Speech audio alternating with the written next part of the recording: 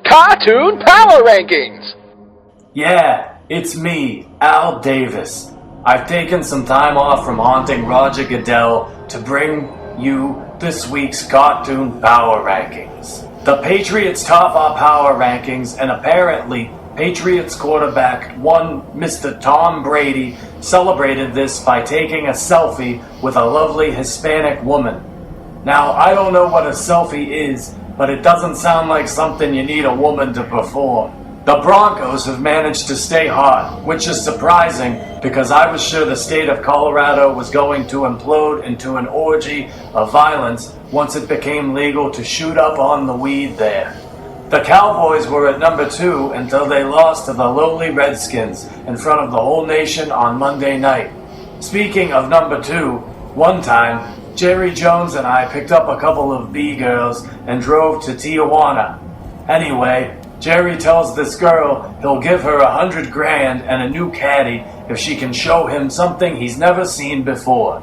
Long story short, I got pink eye. Detroit in the top 5. Maybe I shouldn't have sold all that GM stock after all. The Cardinals are at number 5 as Carson Palmer continues the long-held tradition of suddenly not sucking when you leave the Raiders.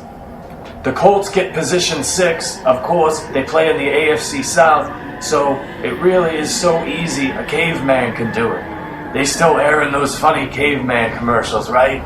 The Bills are at number 7, and I spoke to Satan earlier, and he says you're going to want to keep your eye on this one.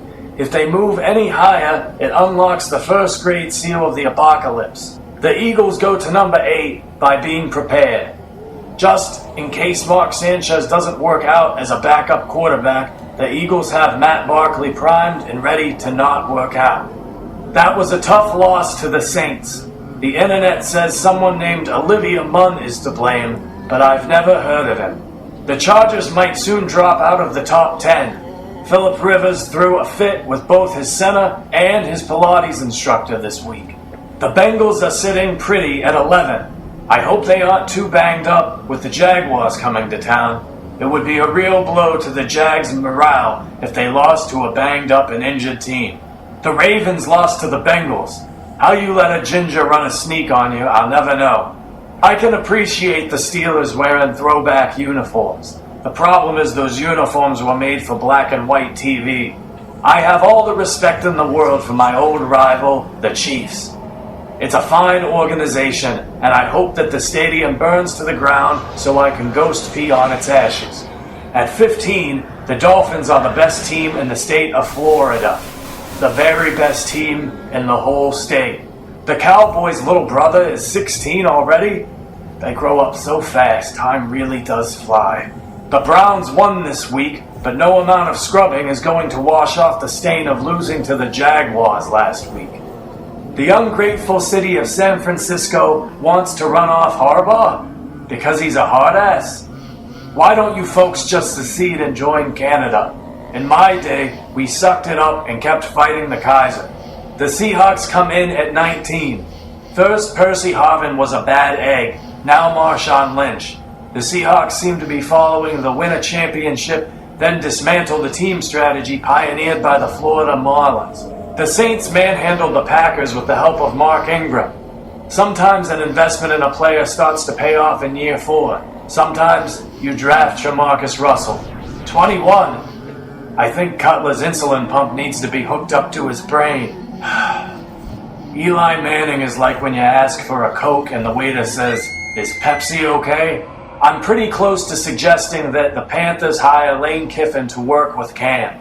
Look, Vikings, 24th is what you get when your team color is purple and you make Prince your offensive coordinator. Atlanta just isn't a sports town. If I own the Falcons, I'd think about moving to a real city like Savannah or possibly Macon, Georgia. I know Redskins fans think they're in hell right now, but I'm here to tell you that hell isn't so bad. I've got a great golfing foursome. It's me, Satan, Harry Carey, and RG3's career. After Monday night victory over the Cowboys, the Skins have to get ready for a slap fight to the death with the Vikings. The Rams are struggling due to injuries all over the field. I think they're probably cursed because of the way the franchise treated the good city of Los Angeles. How did Tennessee get an NFL team? The NFL has no business trying to expand to unstable third world countries where they hire Lane Kiffin after you fire him. Geno Smith found a lot of open targets this weekend. They just happened to be Bills. Rumor has it that the Tampa Bay Rays are moving to Montreal. Maybe they should take the Bucks with them. Montreal is a French-speaking city, and the Bucks seem to love surrendering. Who gives the team teal as a color? I guess the Jaguars can now live off the old saying, thank God for the Raiders. The silver and black are last? This is absolutely disgusting. Out of the goodness of my heart, I'm going to save you clowns one more time. Step 1. Fire everybody on the team and in the front office. Step 2. Hold a rambling press conference about the firings. Step 3. Win a Super Bowl. Some Raiders fans are already looking forward to next year's draft and talking about how Jameis Winston will be available. I say be careful. Remember, Jamarcus Russell me once, shame on you. Jamarcus Russell me twice, shame on me. Want more cartoon power rankings? Then just win, baby. And subscribe, like, and share. Do you have a suggestion on who should host next week's cartoon power rankings? Should it be Kanye West, Bill Belichick, Taylor Swift, Gandhi? Just let us know in the comments below. Whoever gets the most votes gets to host. Alright, I gotta go. Roger Goodell's car keys aren't gonna hide themselves.